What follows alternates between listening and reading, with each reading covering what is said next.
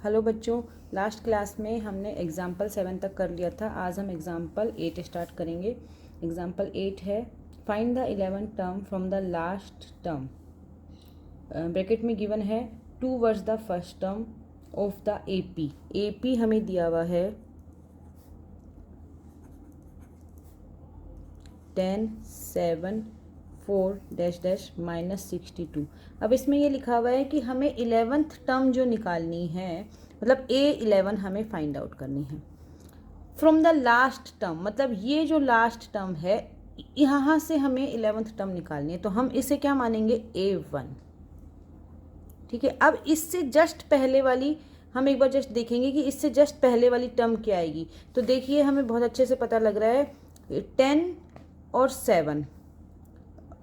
7 के बाद 4, तो मतलब 3 का डिफरेंस हो रहा है। 3 का डिफरेंस, तो जस्ट अगर हम इसमें 3 का डिफरेंस करके लिखेंगे तो ये हमारा बनेगा -59 और इसे हम A2 मान लेते हैं। ऐसा हम D निकालने के लिए कर रहे हैं क्योंकि D हमारा है कॉमन डिफरेंस A2 -A1। अगर हम इसमें निकालेंगे D, यहाँ से स्टार्ट करके हम D निकालते हैं तो तुम्हारा इजीली निकल जाएगा 7 - 10। यहाँ पे ये A1 है और ये A2 है, तो A2 -A1 7 - 10, तो D हमारा यहाँ आ गया -3। तो अब हम आगे, हमने ये वाली टर्म इसलिए लिखी ताकि हम यहाँ से D निकाल सकें। D आपका यहाँ चेंज आएगा। अब देखिए आप यहाँ पे A2 जो है वो -59 है माइनस, और A1 है हमारा -62। तो इसे सॉल्व कर लेंगे, -59 माइनस माइनस प्लस 62, और अब आगे यहाँ पे सॉल्व करेंगे इसको तो minus plus minus sign bigger number का, तो D यहाँ पे हमारा आ जाएगा 3। देखिए जब आप आगे से D निकाल रहे थे तब हमारा -3 आ रहा था और यहाँ पे D हमारा 3 आ रहा है। अब देख लेते हैं एक बार, A11 is equal to A plus n-1 D।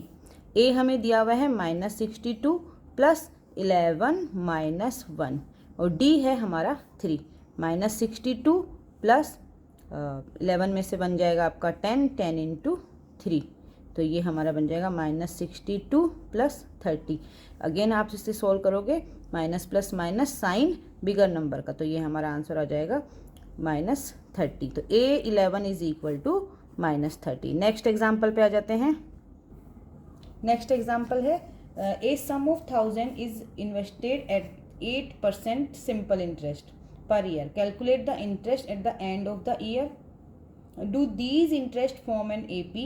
If so, find the interest at the end of the 30 years making use of this fact. तो हम इसमें सबसे पहले क्या करेंगे, सिंपल इंटरेस्ट हमने एक फॉर्मूला पढ़ा था 8th क्लास में। सिंपल इंटरेस्ट का आपका फॉर्मूला हो जाएगा SI is equal to P into R into T upon 100।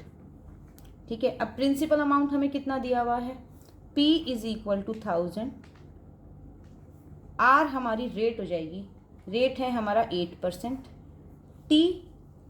T मतलब कि हमें 1 2 3 इस तरह से हमें फाइंड आउट करना है, तो T हमारा हो जाएगा first year, second year and third year. तो हम एक बार देख लेते हैं इसमें AP फॉर्म हो रही है क्या, इसमें AP फॉर्म हो रही है कि ये हम देख लेते हैं। SI is equal to 1000 into 8 into first year के लिए सबसे पहले इंटू 1/100। ये फर्स्ट ईयर का निकल जाएगा आपका, 20 से 20 कैंसिल, तो SI इज इक्वल टू 80 आ जाएगा। इसी तरह से आपका सेकेंड ईयर का आप सिंपल इंटरेस्ट निकालेंगे, SI is equal to 1000 into 8 into second year के लिए हमने 2 लगा दिया अपॉन 100, 20 से 20 कैंसिल, तो SI हमारा आ जाएगा 160। हम एक बार थर्ड ईयर के लिए भी निकाल के देख लेते हैं जिससे हमें पता लग जाएगा कि AP फॉर्म हो रही है क्या। SI is equal to 1000 into 8 into third year upon 100, 20 से 20 cancel, SI is equal to 240। तो हम देख लेते हैं एक बार AP फॉर्म हो रही है क्या। 60 के बाद हमारा आ रहा है 80 के बाद हमारा आ रहा है 160 के बाद आ रहा है 240, तो ये A1 A2 and A3। D find out करके देख लेते हैं। A2 minus A1, 160 minus 80 is equal to 80। तो D इसमें हमारा आ गया 80। अगेन एक बार और देख लेते हैं। D is equal to A3 minus A2, तो 240 माइनस 160, तो हमें मिल रहा है 80। तो हमें हमारी DP फॉर्म हो रही है। सॉरी, हमारा बोले क्या बोल, तो अब हम देख सकते हैं कि इसमें हमारी AP फॉर्म हो रही है 80, 160 एंड 240। क्वेश्चन में क्या पूछ रहा है कि इफ़ सो, अगर AP फॉर्म हो रही है, find the interest at the end of the 30 years making use of this fact. मतलब हमें 30 ईयर्स का इंटरेस्ट निकालना है। तो AN is equal to A plus, same formula लग जाएगा आपका, A plus N minus 1 D। A हमारा 80 हो जाएगा प्लस N है 30 ईयर का निकालना है, 30 माइनस 1, और D हमने निकाल लिया है 80 है आपका। हम सॉल्व कर लेते हैं इसको। 80 प्लस 29 इंटू 80, तो ये हमें सॉल्व करने पे मिलेगा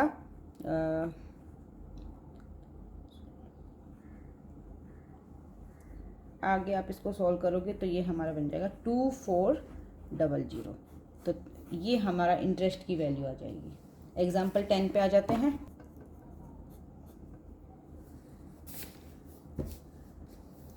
In a flower bed there are 23 roses plant in the first row, 21 in the second, 19 in the third and so on. There are 5 rose plant in the last row. तो हम देख लेते हैं हमें किस तरह से दिया हुआ है। 23 फर्स्ट रो में, सेकंड रो में 21 एंड थर्ड में है आपका 19 dash dash dash, last row में आपका है 5 rose. How many rose are there in the flower bed, तो हमें N फाइंड आउट करना है। How many rose, same formula आपका लगेगा, AN is equal to A plus N minus 1 D। Last हमें दिया हुआ है, लास्ट रो में मतलब AN की वैल्यू हमें 5 दी हुई है, A 23 हो जाएगा प्लस N हमें फाइंड आउट करना है, D आप निकाल सकते हो। D is equal to A2 minus A1, D is equal to 21 minus 23, तो D इज इक्वल टू -2। तो D हम यहाँ रख देंगे -2। सॉल्व कर लेते हैं इसको। 5 इज इक्वल टू 23 प्लस -2 से इसे मल्टीप्लाई करते हैं तो -2N and minus minus plus plus 2 multiply करने पे ब्रैकेट ओपन करते हैं। 5 is equal to 23 plus minus minus -2N plus 2। अब हम नंबर्स एक तरफ ले लेते हैं और वेरिएबल एक तरफ रख लेते हैं। 5 minus 23 minus 2 is equal to -2N। आप सॉल्व करोगे तो ये हमारा आ जाएगा -20 is equal to -2N, minus minus plus, तो N इज इक्वल टू 20/2, तो N इज इक्वल टू 10। तो